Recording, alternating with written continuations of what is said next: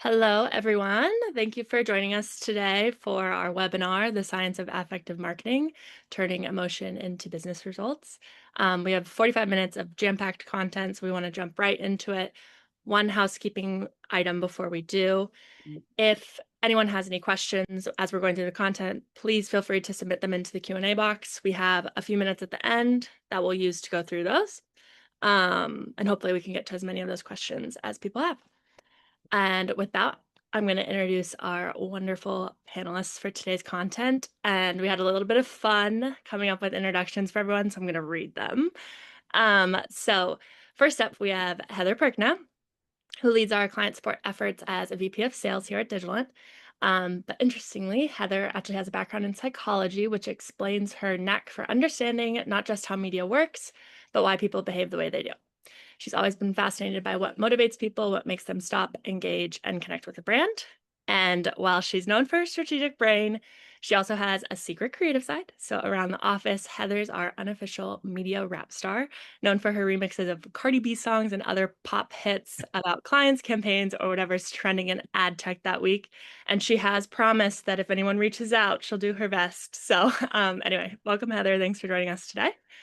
And next up, we have Luis Freitas, who plays a key role in driving innovation across the LVMH brand, particularly when it comes to integrating AI and marketing into activation and strategies. And we're particularly excited for him to join us on today's topic because he's helping shape how one of the world's most iconic luxury brands uses data and technology to stay ahead of the curve. So we're thrilled to have him here today to share his perspective. Luis, welcome, and thank you for joining us. And last but certainly not least, we have Damon Krapenberg, who sits at the forefront of marketing innovation here on our team. And as Heather said, he is one of our secret weapons. He's the mind behind many of the ideas that power what we do here at Digilant and helps push the boundaries and gets people talking. And as if you read, we've taken this content on the road and now we're taking it virtual. But internally, he's affectionately been dubbed our show pony because when Damon takes the stage, you know you're about to learn something new. So with that, Damon, our show pony, hand it over to you. Show pony, always galloping at the forefront of technology. Exactly. So what are we going to do today together? Welcome. Thanks for joining. We're going to spend a little bit of time, covering what neuroscience in general, but today personality science is bringing to the marketer, the brand, the product, how does that impact the way we behave as humans, and how marketing can leverage this for business.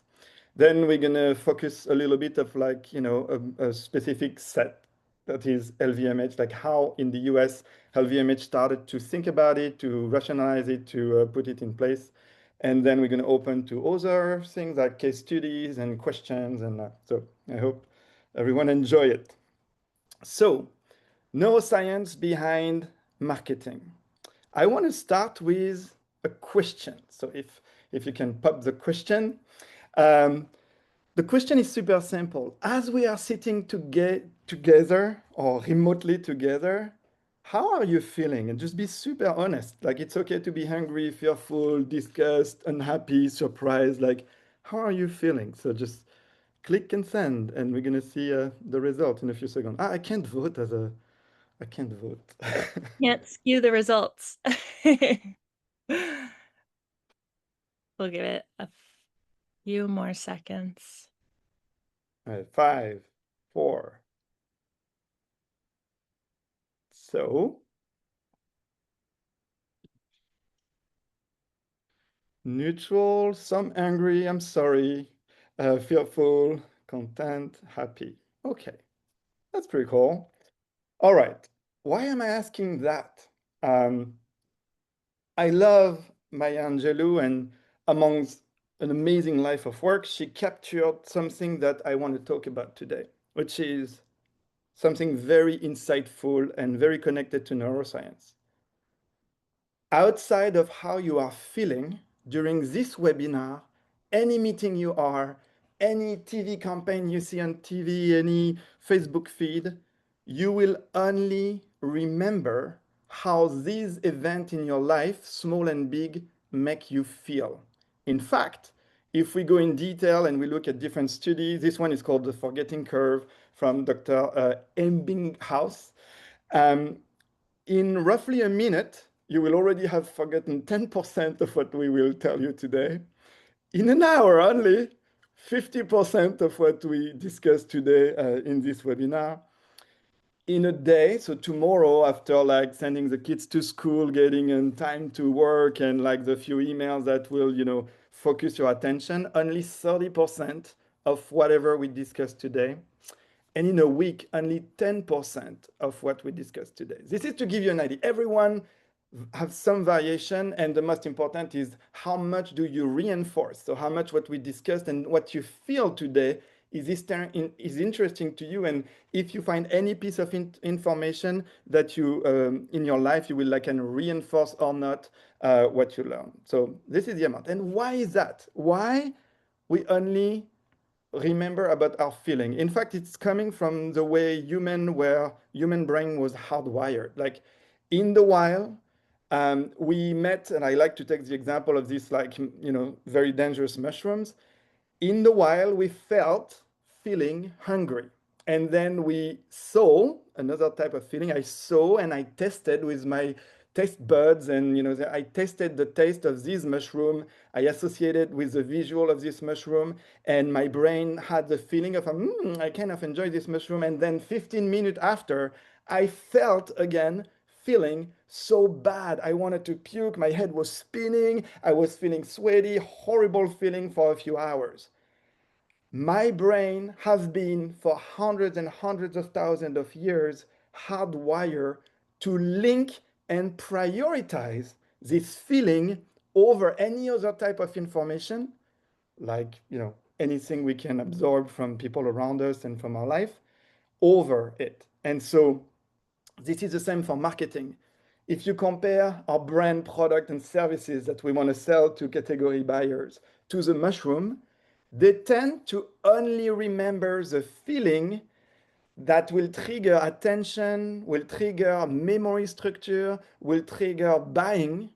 And the more this feeling are actually on the two spectrum, the more these feelings are very positive, so perceived as very positive or very negative. So very positive for me, like close to happiness, reproduction, and all the positive part of my brain, or very dangerous, very risky.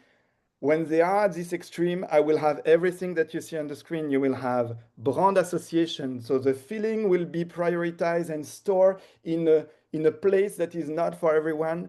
And that will create brand association with visual aspect, auditive, sensory, like the smell, etc. So think Abercrombie and the smell of the store, like any type of sensory feeling. Then you have the brand memory and the desire to know more about the brand.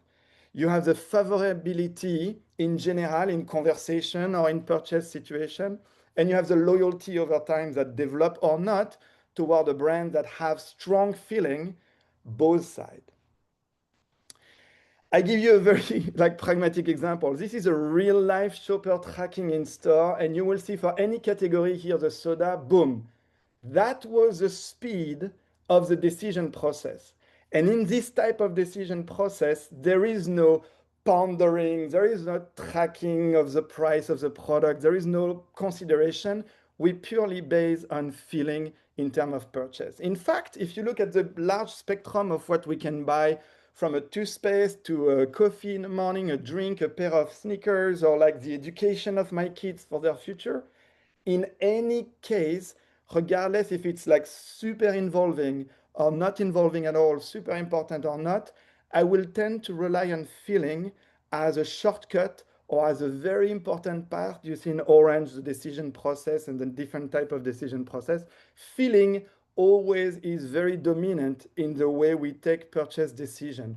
Maybe because it's obvious I like the taste of my toothpaste, or because I feel so overwhelmed by the education of my kids that I rely on not on rational decision, but on feeling what I feel is the best for their future.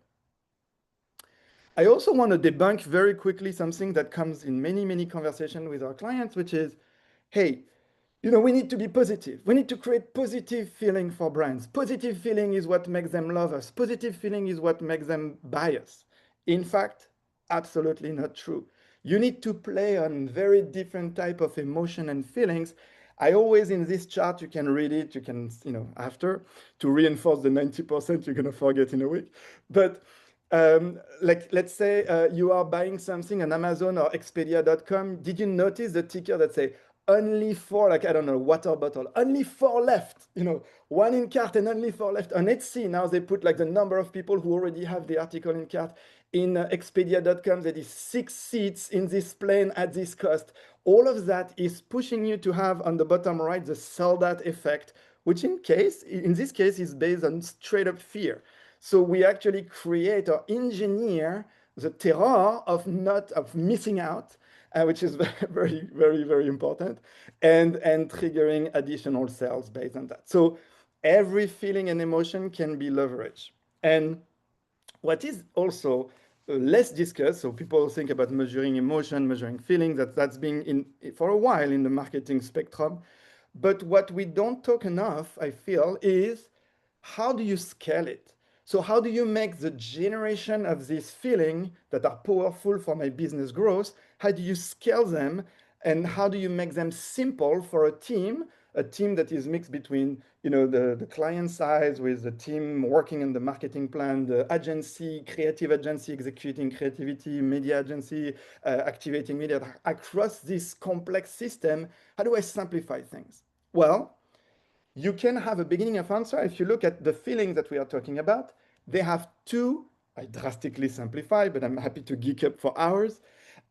They are simplified in two main factors. Number one factor is the context. So if you take the background image, you see a girl like in a store, like browsing maybe for Christmas. We are about to be like the Thanksgiving and Christmas tree. So she's browsing for gifting. So this is a context. And in many, many cases, at best, as this like complex marketing ecosystem, you can understand it in terms of volume of quality, and you can adapt in some situation. You adapt like the delivery of a text message, or you last minute you change the visual aspect of a banner in order to cater to the context. But the one thing, and I want to finish on a few slides on that, the one thing that is a factor that you can rely on in order to simplify and scale across team and across millions of consumers, the feelings that a brand generates when talking to the client is personality.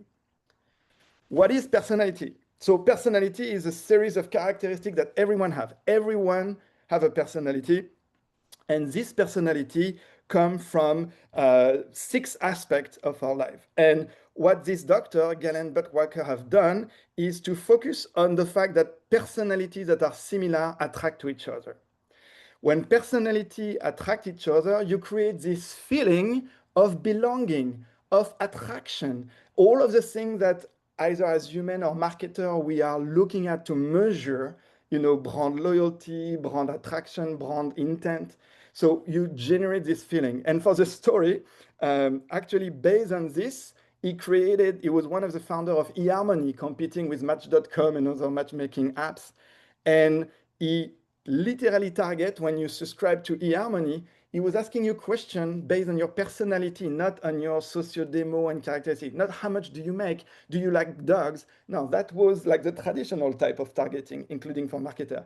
He asked you, how do you feel about that? How do you feel about this? And he was matching feeling. And up to today, studies have proved that eHarmony have 50% less divorce among the people who decided to get together than any other website. So pretty cool on intent purchase and loyalty. We are not going to go too much in detail, but we can leave you behind all the different aspects. Here you have the 6 aspects. It's dubbed Exaco, so you can ChatGPT or you can Google Exaco, and you will find out more about the Exaco structure and how it's a well-used and accepted framework for brand personality and personality in general. But what is important to understand is that everyone, a person like myself talking to you with my body gesture, my strange French accent, my way of dressing today, like I express a personality. And same for brand. When brand sends something in your newsfeed, when brand show up in store with a specific display, where brand organize an event with a specific music, everything express the brand personality. And what we do is to use artificial intelligence and subset of artificial intelligence, such as like, automated vision. So we can watch millions of hours of content, written content, audio content, visual content. We can read hundreds of thousands of blog posts on Reddit about your brand, what you publish on social media and all of this. And we compile all of that to give you the brand personality characteristic and then be able to encode it in DSP and different systems to understand how you can match it with category consumer. I hope this makes sense. Now back to you. When you look at all this, brand personality question, I'm going to make you a last example to feel how personality is important in marketing. So it starts with a small question. Among you guys watching this webinar, how open to new experience are you? Are you very open, very willing to experience? Are you, somehow in the middle, or are you like more like conservative, like I prefer what I know? And you can think about restaurant. Or do you prefer to discover a new restaurant with your friends, or do you prefer to go back to the one you love and you have the the waiter and everything? Same thing of music. Do you discover new music? Technology. Are you early adopter? So let's see what you feel about that.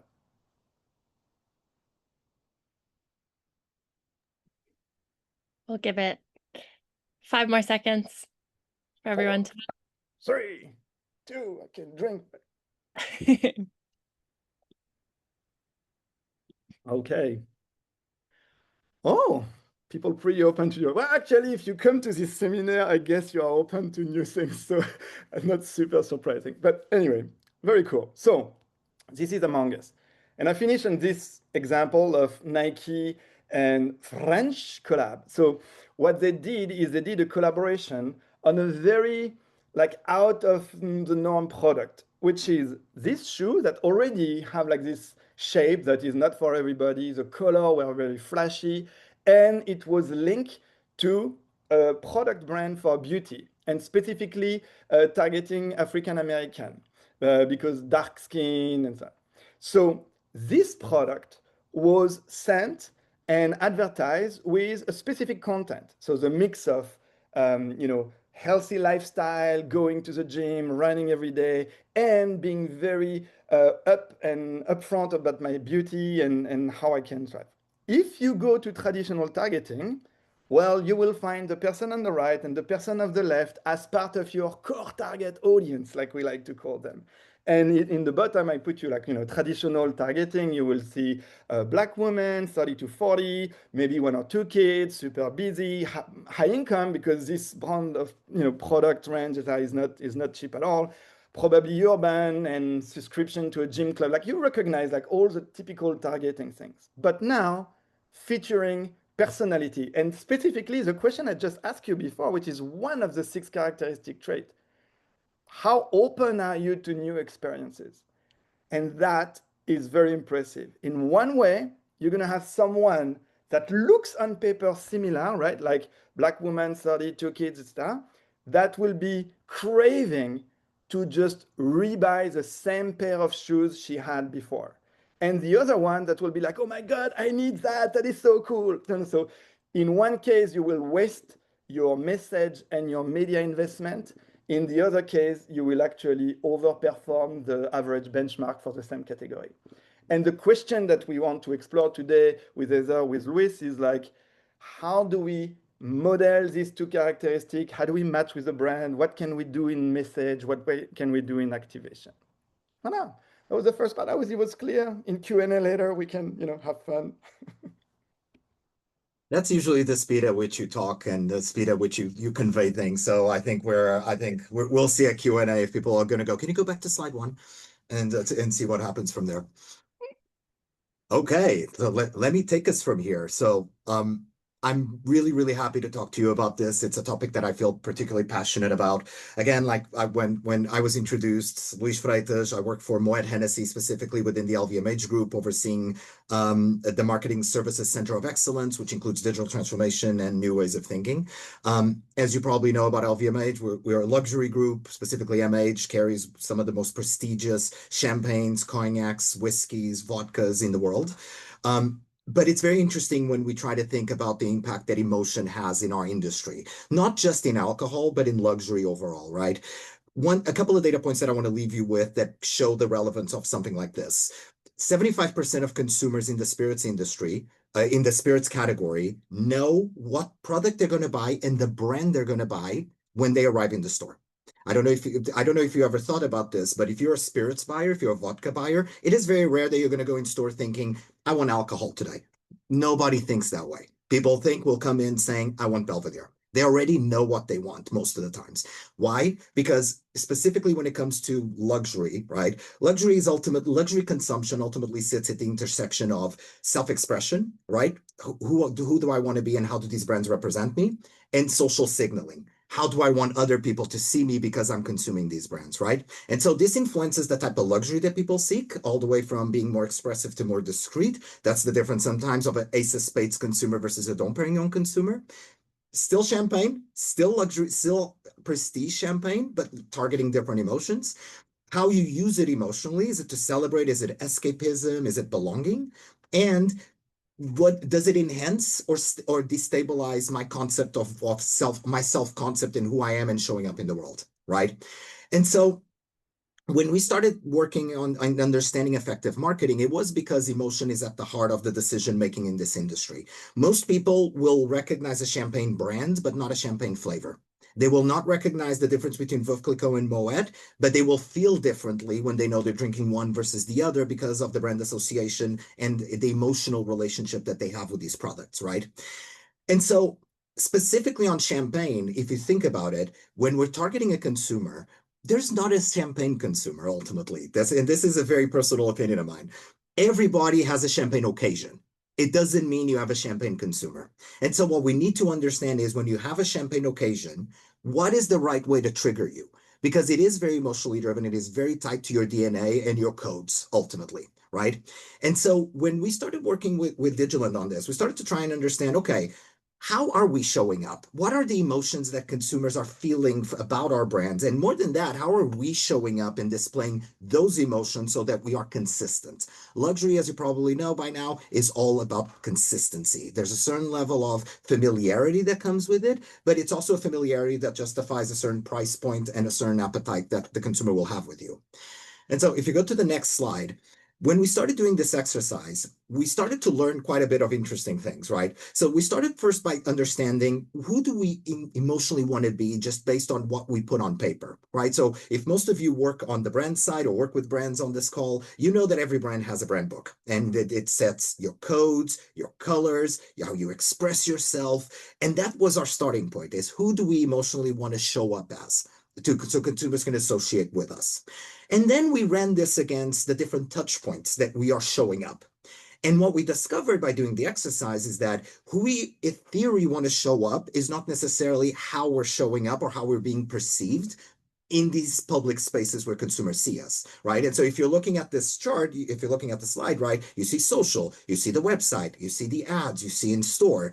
You see that on one side, we want to show up with this dominance of the organized way and very methodical. And I'm being very baseline and explaining organized. I think you absolutely should go back to the Execo and read the dimensions because they're very rich. What we noticed is that we were coming up as extremely extroverted and on everything, more than anything else. And when we start doing the analysis of why, it's because we wanted to make sure that we were coming up with high energy, that we were coming up with positivity, that we were coming up with a celebration occasion of champagne. But that ultimately made us come out as more extroverted than necessarily the brand values that we wanted you to associate with. We ultimately fell into a little bit of the how do we get people to notice us rather than how do we ensure that people understand us, right?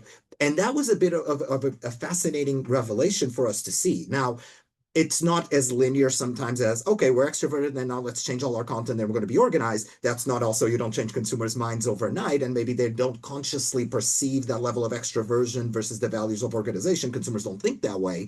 But the way that we're starting to look at how we roll this out and how we implement it, next slide, if you don't mind, is really thinking about what are the different parts of the business that might be direct impact to the consumer, but might be the way that we think about impacting the consumer in the back end, right? So when we look at all of this, are we partnering with the right people? Are we partnering with the right institutions?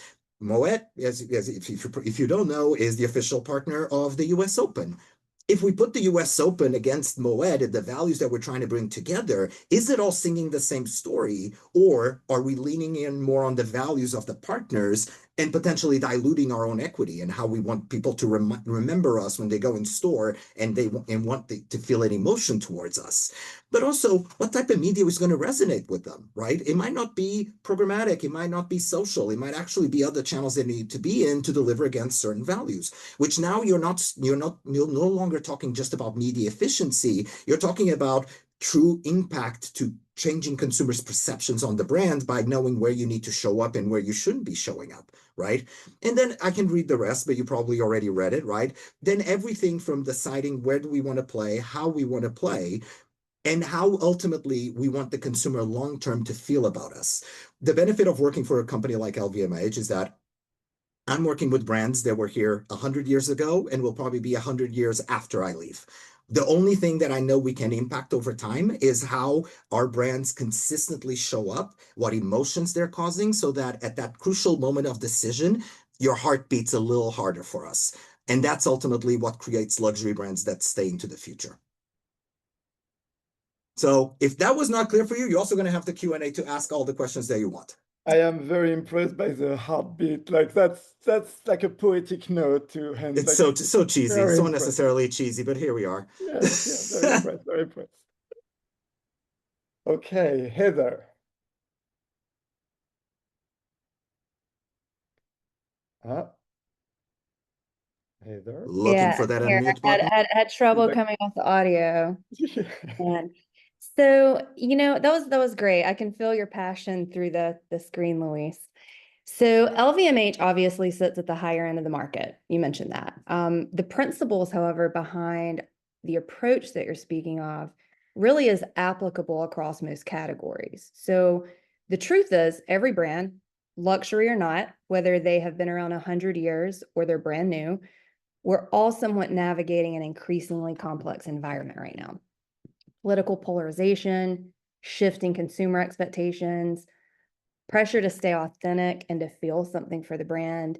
Marketers really have to be careful about how they show up. And you definitely just spoke to that, Luis. So my question really is for Damon, how do we dig into that in a world that feels increasingly divided, increasingly polarized at times?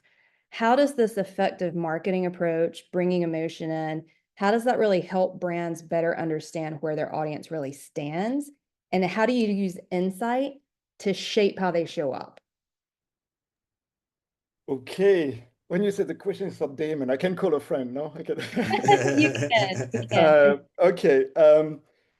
I can give you the example of, let me try to find a good, the Environmental Defense Fund, for example. So, the new Trump administration is really rocking the world of many entities, organizations that try to raise funds for the environment. Okay. And by I would say by design, these organizations tend to be left-leaning with a lot of scientists and people coming from universities. So that question, they were facing exactly what you were saying. You were like, what can I do with it? Like the content, my expression, my brand attitude, like everything is like appealing to a very specific part of the population that is, not the one that's, dominate the political landscape today and legislation and so on. So we did the first step, which is like, is it true? A little bit like Luis like did that for his brand. Like, is it what I'm expressing really who I want to be? And then he went one step further with EDF. Like the answer to is it true? The answer was kind of yes. Yes, you tend to have your ambassadors, the way you show up, your press release, your content, your video, everything is kind of appealing to this type of left-leaning, consumer and donors. But it is not true that they are the ones the most concerned by your core business. Clearly not. Actually, if you look across everyone's belief, more or less conservative, everyone feel with the same level across different audience that it is important.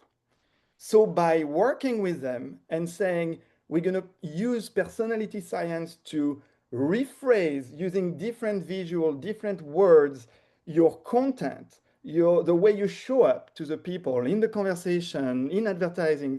If we reframe this, you will be able to appeal to a broader audience and gain traction again on your core business and core value. So, a basic example was all the content linked to, pollution. If you are talking about, if you use and visualize green gas emission, you tend to appeal to people that are like more scientifically minded, factual, etc. If you want to reframe to a more conservative audience, you can talk about pollution and the impact on family and etc. And there you gain traction across the board. So this type of thing that seems trivial but are not detailed were very impactful. I'd love to add something, which is I think to completely agreed. I think there's a difference between how you want to show up and how you want to be perceived versus who ultimately you are. I'm a big fan of the concept of anchors of authenticity, because I think if a brand has an anchor of authenticity that makes it very clear who they are, these types of tools help you understand if you're expressing it in the correct way with the audience that you're ultimately trying to get to.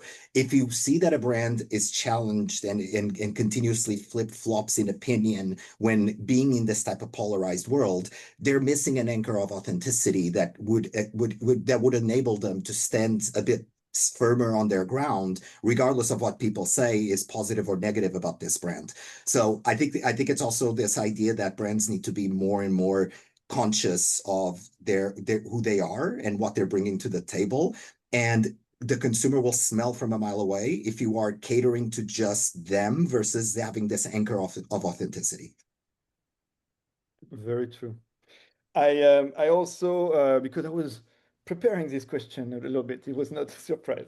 So I also prepared this very quick screen cap to say, hey, there is another example where this polarization can be leveraged, and it's obviously politics, right? Like, so here you see the output of the data science that shows that you can align when you are think about the swing state, right? When you are a swing state, you will have a group of people you cannot convince, a group of people you cannot convince on the other side of the fence, and you have a group of people that are the most important for you at this point because they are on the fence and they can swing either way. This group of people, it's very important that the personality of your candidate, more than the information and the program he convey, fits them. So we use AI and personality science to help a candidate to refine the way he speaks, the way he show up to the audience and discuss about a specific subject matter, and also where, in terms of geolocation, in what DMA county they invest the time and the energy and the money to communicate in order to specifically influence the swing voters. I thought it was a funny example for this one.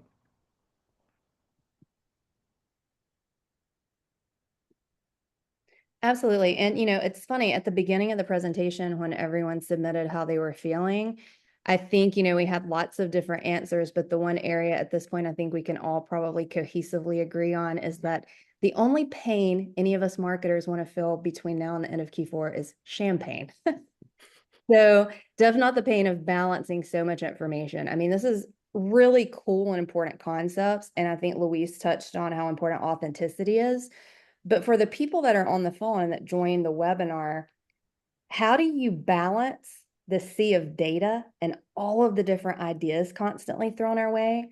So, for those listening, they're probably thinking, this all sounds really cool and it sounds amazing. How do we activate on it?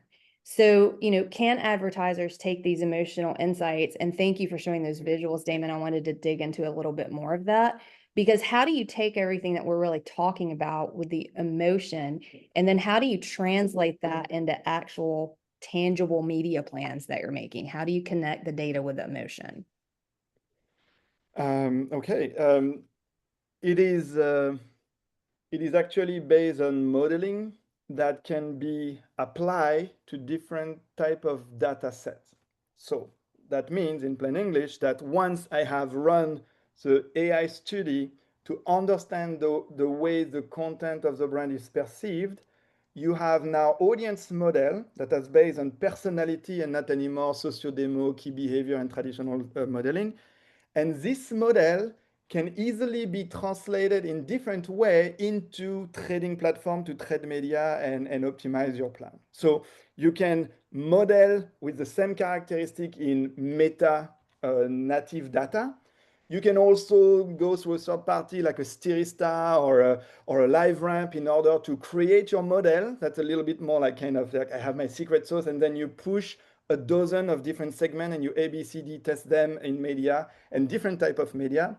And finally, not only you can custom the audience and push it easily to our trading platform, you also know exactly like a traditional audience model what media or sub-media, like within social, Twitter versus Facebook versus Insta versus TikTok, like where this type of brand personality show up, sorry, not brand, consumer personality show up. So you know how much attention they have and what would be your potential reach in CTV versus audio versus and so on and so forth. So you can model the audience, native or pushed with third party. You can activate the right media, and you can ABC test again against your traditional targeting. Like with which we have in mind to do like run competition, like traditional targeting versus affective marketing, and see which one wins. And I'm sure there are contexts where both come head to head, some perform best. Like it's a very cool brand new world. I think the other thing I would add to it, and I think it's a very obvious comment, but I think everybody should take in consideration is just because you change your media targeting doesn't mean you should get creatively lazy. So you got to have the right creative talking to it. You got to also look at the creative and understand do you have the right level of creative to address it, which a lot of the times doesn't mean that you have to massify your content production. It's tweaks in color, it's tweaks in copy, it's making sure that the creative is matching the sentiment, the consumer and the touch point, which then you'd say we were already doing this, but especially when tackling emotions, this is fundamental. And it's the part that I recommend everybody to double down.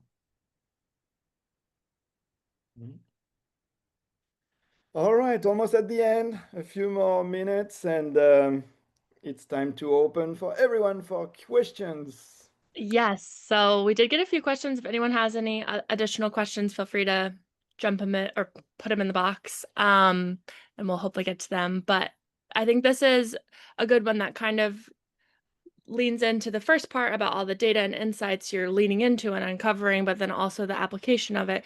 So in terms of any industries that have a bit more regulations, let's say healthcare, B2B, alcohol and spirits even. So Luis, you could speak to this. When running these studies or implementing any of the data into campaigns, are there any roadblocks that you can run into for those more regulated industries? Yeah, I'd be surprised if the regulation question hadn't come up. It's literally our day today, and it's something that we take very, very seriously. So I think it is about understanding at what step of the journey we're utilizing these insights and how much do we know about the people that we're actioning these insights on, right? I think that there's especially within this world of AI and emotional AI and et cetera, and this is not emotional AI, but I'm making a bridge here.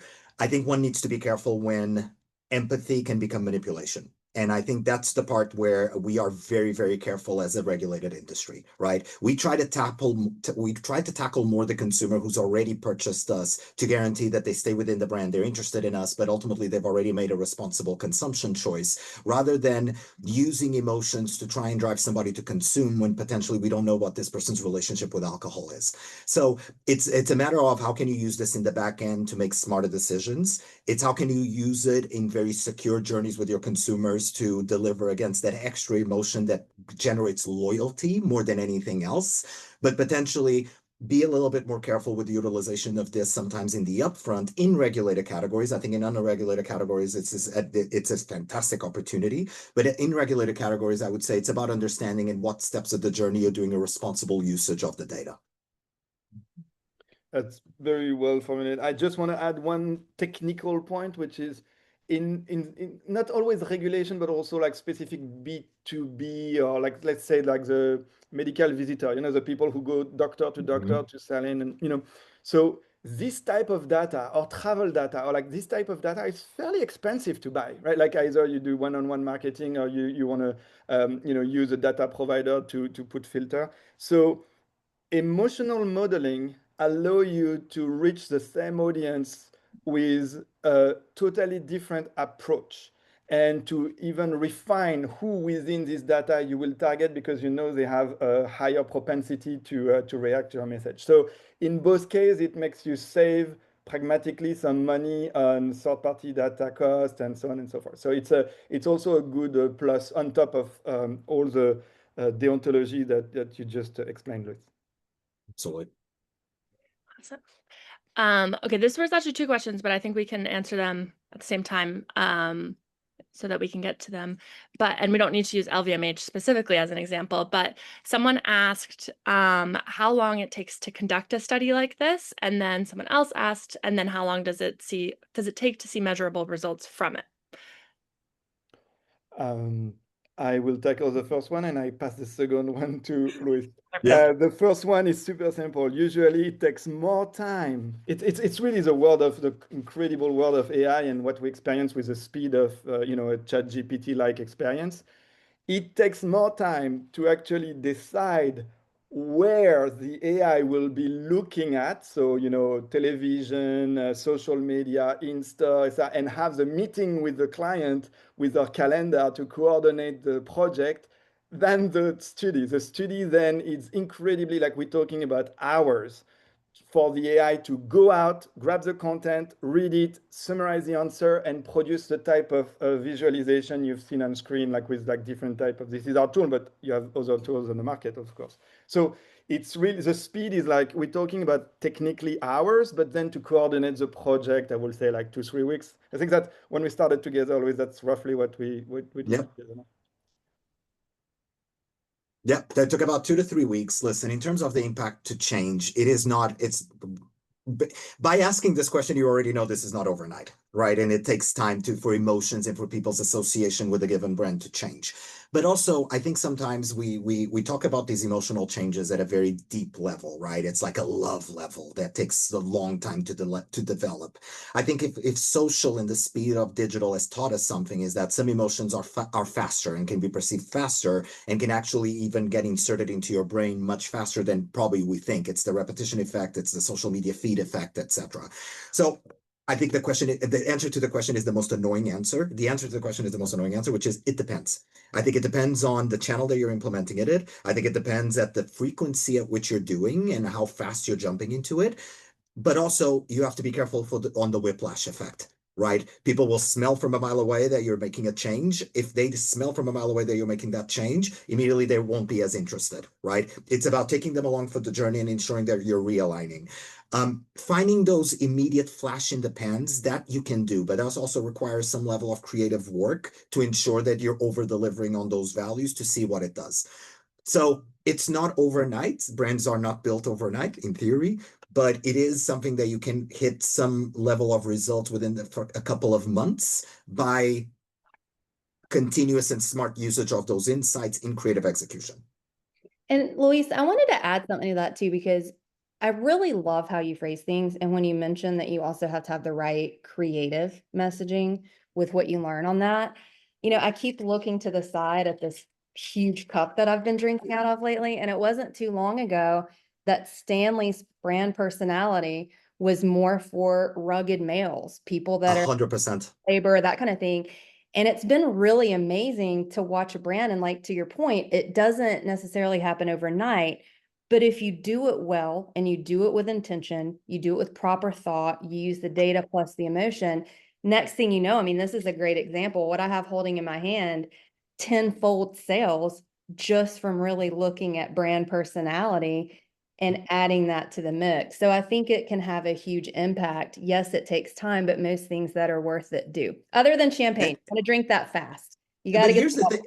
But here's the thing that I think I completely agree. But here's the thing that is also super interesting is that when it comes to it, sometimes the change can be very fast when you are really tugging at the correct emotion that talks to your audience. And I think of an example brand that I give all the time, it's a little old at this point, it's Subaru.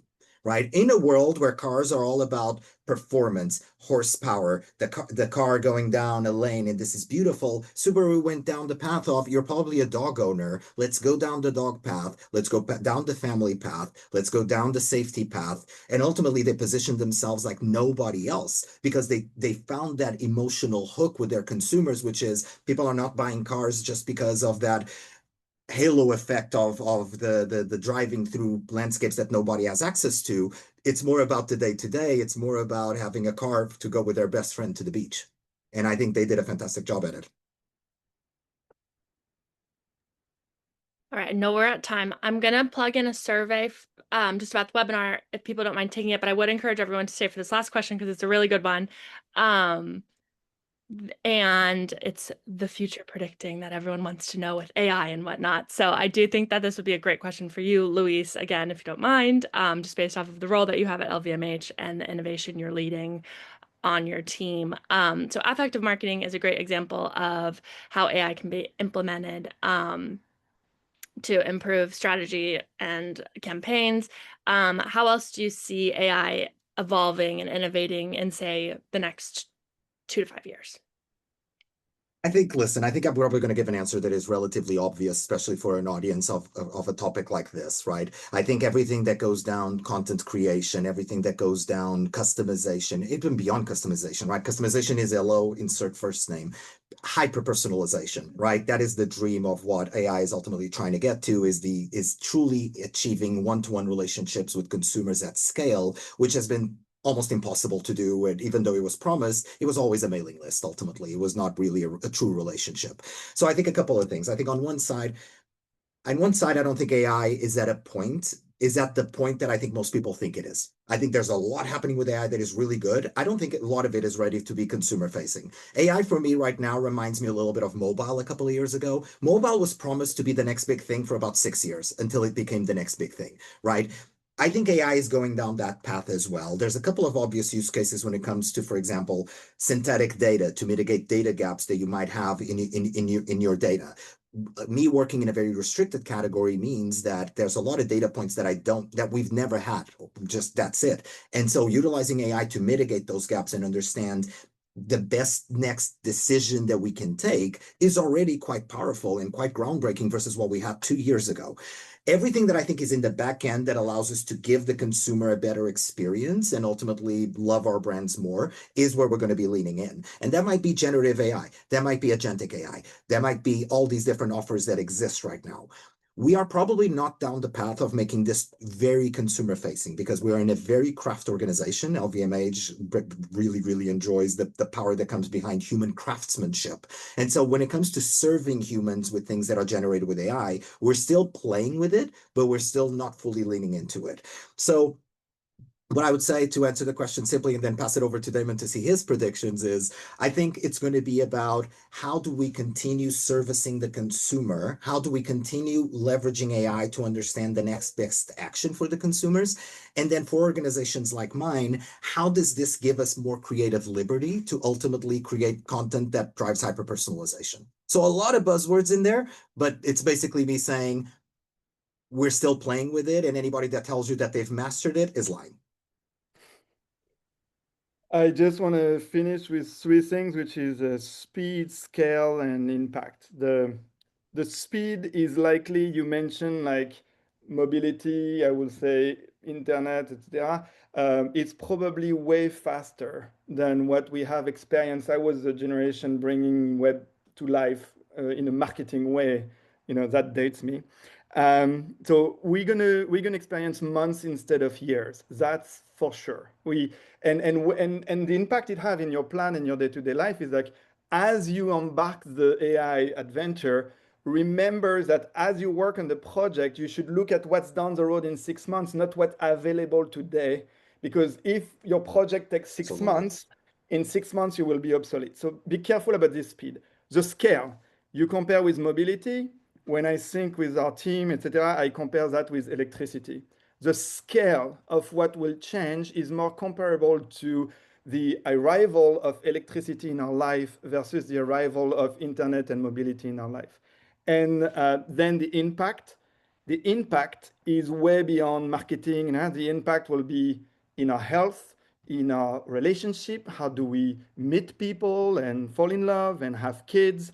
And how do we shop and how do we discover things like that? The impact in our life will be, again, the scale of an electricity, not the scale of mobile in our life. It's going to be even bigger, which I know it's hard to grasp today, but watch our kids.